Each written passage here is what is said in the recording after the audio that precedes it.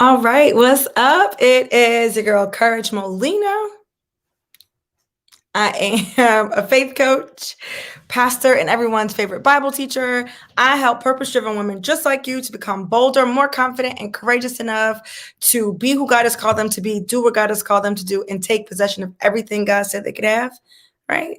Become bolder, more confident, and courageous enough to, just take these steps that you need to take so that you can courageously level up in your life, in your business, in your faith, so that you can build wealth and you can leave a legacy of impact. We know that you've been called for something amazing, and I want to help you build the confidence so you can go out there and do that thing. And you don't have to apologize for it. You don't have to hesitate about it. Yeah, okay. So we've been doing a 90-day Bible reading challenge. I didn't put it up on the screen last time. We've been doing a 90-day Bible reading challenge. And so you can either read the entire Bible in 90 days, or you can read the Bible for 90 days straight, right? What's up, Luverda? Oh, I'm supposed to get on my Facebook again, because when y'all are on Facebook, I don't be seeing y'all. So let me just go over here. Let me see if I can find it. Right there it says I'm live. It says I was live. So am I live right now? Nope, this is the wrong live. I can tell because I have on a different pair of glasses. That's exactly why I changed the glasses. Say what's up. Don't just be in here. Oh, hey, Amanda. I'm so glad I took the time to come over here on this Facebook so I could see. Hey, Amanda. How you doing? That's my friend, y'all. Amanda's my friend, y'all. Okay, listen. So we're on day 13, right? So you can sign up there. It's free. And you will get the reading for option 1, reading it every day, reading the entire Bible for 90 days. And for option 2, reading it every day. You'll get both options in the email once a week. And so you can go ahead and sign up right there. It's free. All right, so let's get into this. Day 13. I'm behind. What's today's date? I don't know what today's date is. The 18th, the 19th. So I definitely have some catching up to do. I'll probably need to double up a couple days so I can get through the lives. All right. This is day 13, Numbers 32 through Deuteronomy 8. I feel like it's starting to get good again. I mean, you know what I mean. I feel like it's starting to get interesting again. So they're just on the other side of the Jordan River. And there are some of them who are like, hey, this land look good for livestock. This land look good. Like we can make it a city or whatever. Can we settle here? And this makes Moses very angry. Oh, it's the 18th. I'm not that behind. Okay, I'm 5 days behind. It is starting to get interesting. And so they ask, can they settle there? And so this kind of high key makes Moses upset. He's like, I know you're not trying to keep the people from doing what the Lord has told them to do, because we already been here before.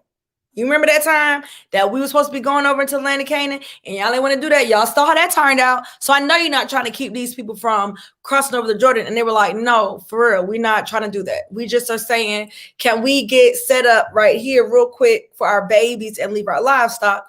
And then we're going to arm up and we're going to go across the Jordan River, and we will not rest until our brothers have taken possession of their land also.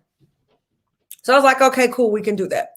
Then in this section, there's a recap about Israel's journey, where they've traveled, cloud by day, fire by night. What else do we see? They're given boundaries, right? Like basically an allotment of land. These people are going to get this and these people are going to get that. That's what you see there. Eleazar, priests, and Joshua are appointed by God to lead the children of Israel, because y'all remember Moses not going across, right? Then it talks about provisions for the Levites, how they're supposed to get food, how they're supposed to have land and all this stuff, how they're going to be taken care of. And it's not just that the Lord is going to drop things from the sky. I talked about this before. I'm going to talk about it every time because I think it is so important. Like, it needs to be said, just so we're clear. The Levites were the people who were set aside by God to do the holy thing. So they were dedicating their life to taking care of the holy things and the sacred things. They did not go out and get second and third jobs, okay? Their job was to do the holy thing. You with me? Hey, Michelle. Their job was to do the holy thing. And so the way that the Lord provided for them was through the people. So when the people were blessed, they gave a portion of their blessings to the Levites. When the people had a victory and they won and they got a bonus of plunder or booty or whatever, right? They gave a portion of that to the Levites. Do you see what I'm saying? That's how they were taken care of. And so the Lord sets that up, how they would be provided for, where their land would be, right? And so people were like, okay, this is what the Lord said. They're also set up these cities of refuge, which I just thought was interesting, right? So if you kill somebody, and the avenger can come and kill you. But if it was an accident and you killed them, then you can go to the city of refuge and you can stay in the city of refuge until the current priest dies. And then when that priest dies, you can go back. But if you leave the city of refuge and you get caught by the avenger, then they can kill you and then they cannot be tried for murder. He talks about, what murder is and what murder wasn't, this, that, and the other. If you killed with a stick or a stone or a metal bar or whatever, like all these things. Now we're back to the daughters of Zelophehad. Is that their name? So this is what happened. So, they got the land. Remember, we just talked about that. They got the land because their dad died and they had no brothers, right? So the girls got the land. But the land is separated by tribe. And the way this works is whoever you marry, them and their children would have the land, right? That would go down to their children. If it went to, like, if you married a man and your inheritance would go to his house. So they were like, that means that our tribe could be lesser and our land could be smaller if these girls marry outside their tribe. And they were like, oh, that's right.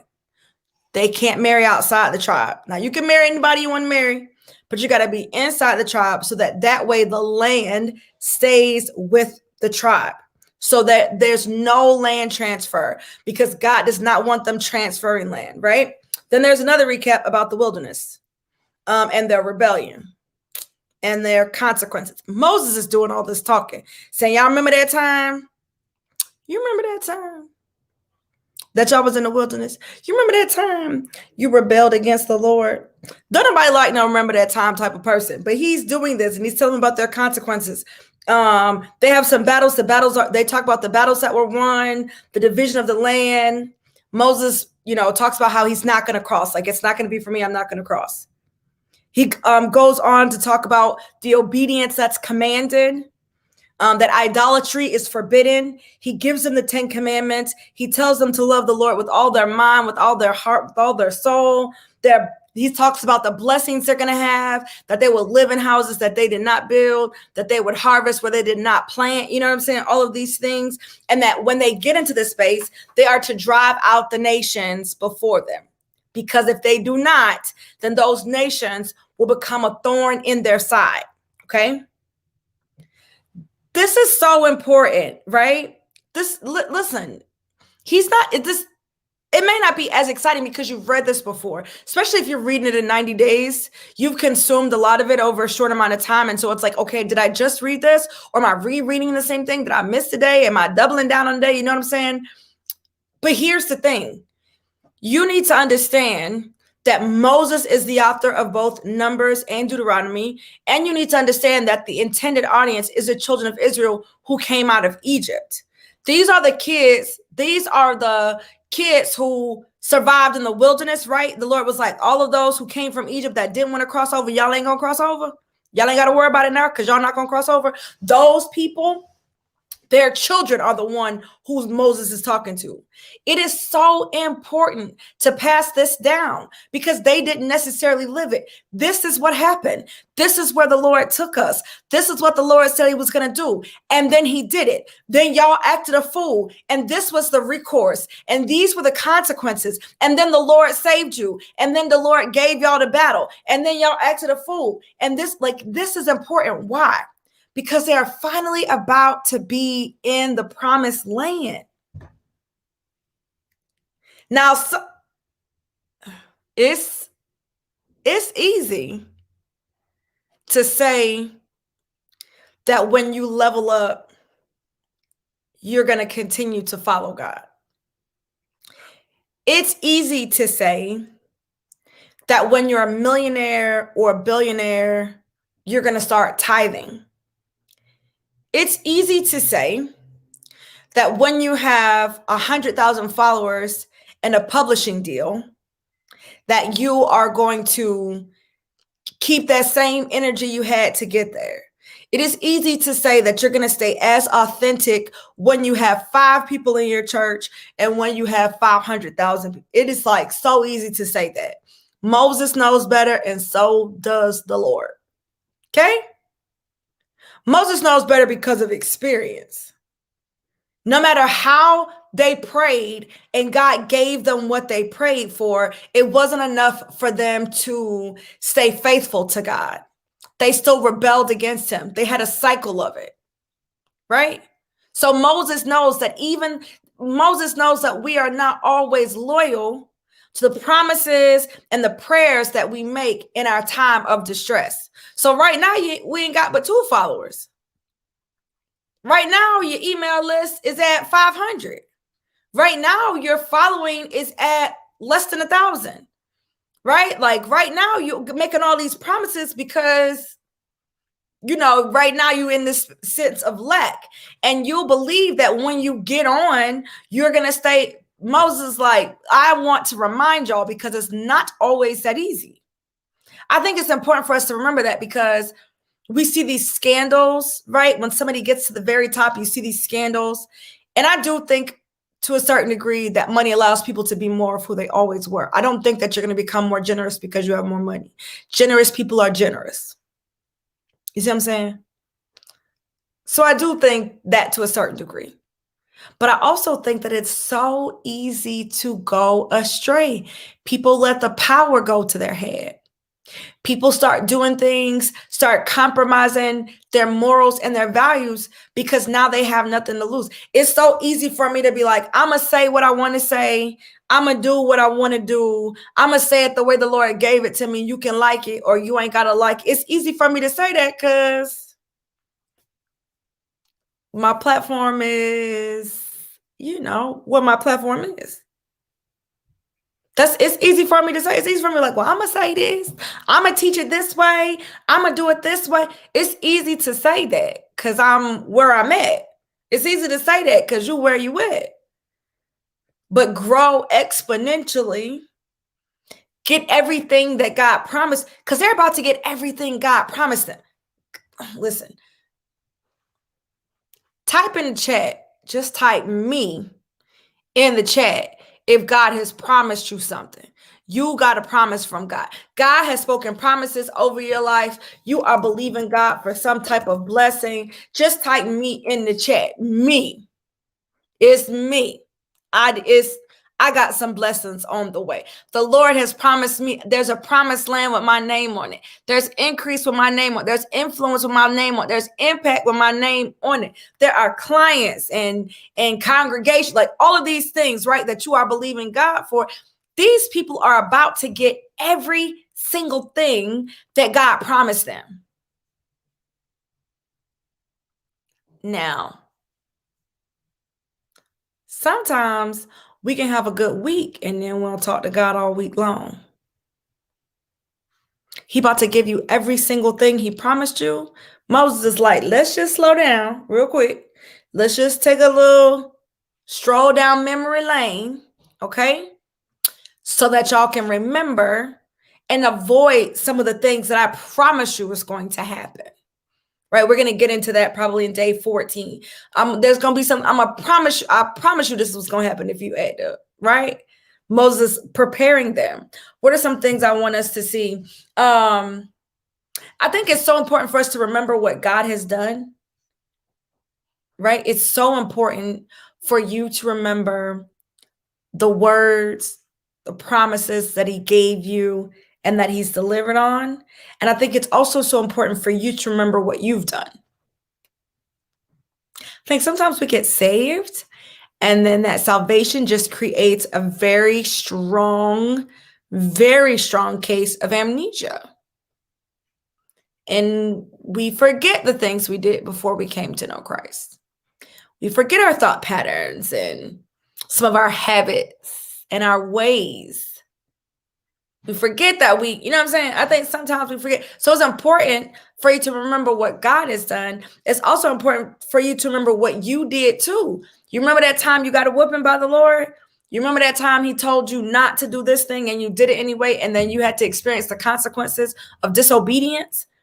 It's so important for you to remember that, because there are lessons in it, not to hold you down, not to guilt you, right? But so that you can take the lessons from that and you can see, I know everybody talking about red flags, but you can see the red flags when you're getting ready to go down the wrong path again. Oh, I didn't talk about this, but this was so good. I made a note about it. So God is telling them where they're going to go, right? He's telling them like actual like geography. Y'all are going to go here, over there, where y'all are going. I don't know, right? This is where y'all going to go. And y'all are going to go through this land and that land. And he's telling them, y'all are going to go through this land, but I will not give you 1 foot, 1 step of that land, because that land is the land I gave to Esau and his clan. Y'all going to go through this land. Don't start nothing over there, because I ain't going to be with y'all. I ain't giving y'all not 1 inch of that land, because I gave it to this person. That just reminded me, it was just a reminder. And I want to remind you that what God gives to you, ain't nobody coming to take from you. Not even those who have won a ton of battles with the Lord before, are they coming for what God gave you. No. God gave you something, unless the Lord is taking away, these folks cannot get it from you. No. You may not be them. You may not have the same whatever, but the Lord gave you something, baby. It is yours. He will not be with them as they try and come and take something from you. It's a no for him. It's a smooth no for him. Okay? I just thought that part was so good, that there were so many spaces. He was like, oh, y'all ain't gonna take that. Oh, y'all ain't gonna touch that. Nope, y'all ain't gonna take that. I just thought that was so amazing. I hope that this day, what day is this? Day 13. What's this day? I hope day 13 has absolutely blessed you. And I want you to come back tomorrow, because I'm gonna go live again tomorrow. I want you to come back tomorrow. I want to invite you to join us for church on Saturday morning, 8 a.m. Bit.ly DOC Bible study. Why is it called Bible study if it's church? Because it's church, but it's a Bible study. Like how? Well, that's what church used to be back in the day. They got together in homes, communities. We got technology, so it allows us to meet globally, right? It got women from all over the world, Trinidad and Tobago, Jamaica, Thailand, Congo, Zaire. Like we got Zambia. We got them from all over. But what they did is they met in homes and somebody taught the word, taught the Bible. Right. There weren't like church programs and things like that. And I'm not mad at that, because I go to church and I love church program. I go to a traditional church as well. But this is church, getting in the word. I mean, that's church, friends. Let's learn the word of God so we can go out and, represent God. You know what I'm saying? All right. I hope to see you in the community. I hope to see you on Saturday morning. And if not, I hope to see you tomorrow. Okay.